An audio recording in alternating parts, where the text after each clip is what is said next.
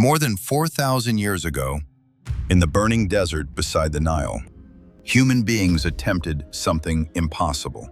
Not a palace, not a fortress, but a mountain made by human hands. Stone by stone, row by row, year after year, the Great Pyramid of Giza rose above the Egyptian desert. Even today, it still feels impossible. Before the pyramid, there was only rock, sand, and empty sky. Then came the vision of a king. Pharaoh Khufu ruled during the height of Egypt's Old Kingdom, an age when royal power and divine authority were inseparable. The pyramid was never meant to be merely a tomb. It was a statement, a declaration that the pharaoh stood between humanity and the gods. To build it, thousands of workers first had to reshape the plateau itself. Surveyors stretched ropes across the limestone ground. Workers leveled uneven stone beneath the desert sun. Every angle mattered. Every measurement mattered. Because once construction began, there would be no room for error.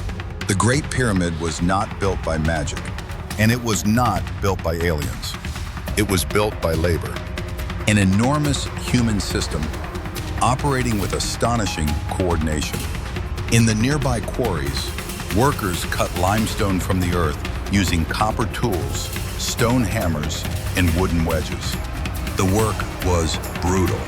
Blocks weighing several tons had to be separated, shaped, and moved across the plateau. Wooden sleds became the arteries of construction. Teams of workers hauled stone forward using thick flax ropes, while others wet the sand beneath the runners to reduce friction. Everywhere, the same motion repeated endlessly. Pull, lift, align, repeat. The pyramid was not rising through miracles.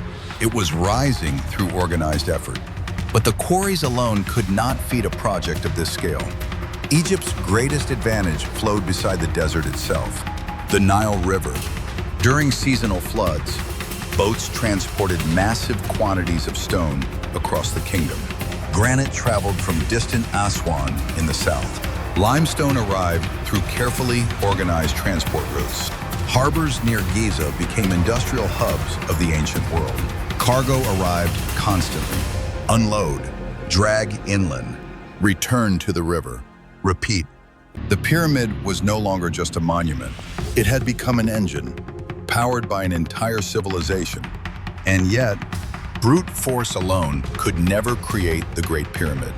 Precision mattered just as much as manpower.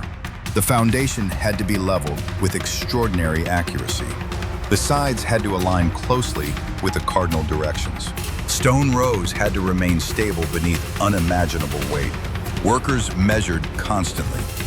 They checked alignment with ropes, sight lines, and careful observation. One misplaced section could threaten everything above it. Slowly, the first permanent rows began to spread across the plateau. The pyramid was no longer an idea. It had become geometry carved into stone. Then came the hardest stage of all, raising the pyramid higher. Ramp systems expanded beside the growing structure. Sleds climbed slowly upward through clouds of dust. Nobody knows exactly how every ramp was designed. Archaeologists still debate the details even now. But one reality is undeniable. The higher the pyramid rose, the harder every stone became to place. Workers hauled blocks upward under extreme heat. Ropes tightened. Sand shifted beneath wooden runners. Crews stabilized sleds from the sides to prevent disaster. Above them, placement teams aligned each stone by hand. Below them, thousands more workers sustained the endless flow of materials. The Great Pyramid became a living machine of labor, movement, and coordination. Day after day, season after season, the stone mountain climbed higher into the sky. Then, the transformation began. The rough, stepped surface slowly disappeared beneath polished white limestone casing stones. Carefully shaped blocks covered the pyramid face with remarkable precision.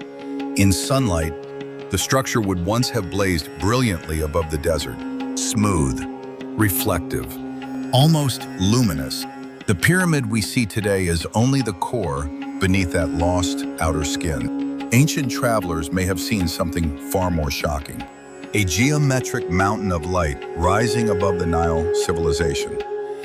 And finally, the systems that created the pyramid began to disappear. Workers dismantled ramps piece by piece. Temporary roads vanished.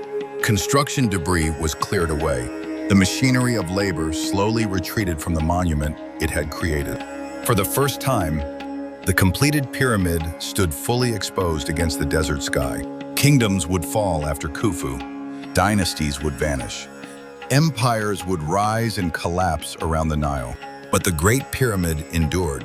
Through sandstorms, invasions, earthquakes, and the passing of thousands of years, it remained. Not because it was supernatural, but because human beings organized knowledge, labor, engineering, and ambition on a scale the ancient world had never seen before. Stone by stone, they transformed the desert into permanence. And even now, more than 4 millennia later, the Great Pyramid still stands as one of humanity's greatest acts of creation.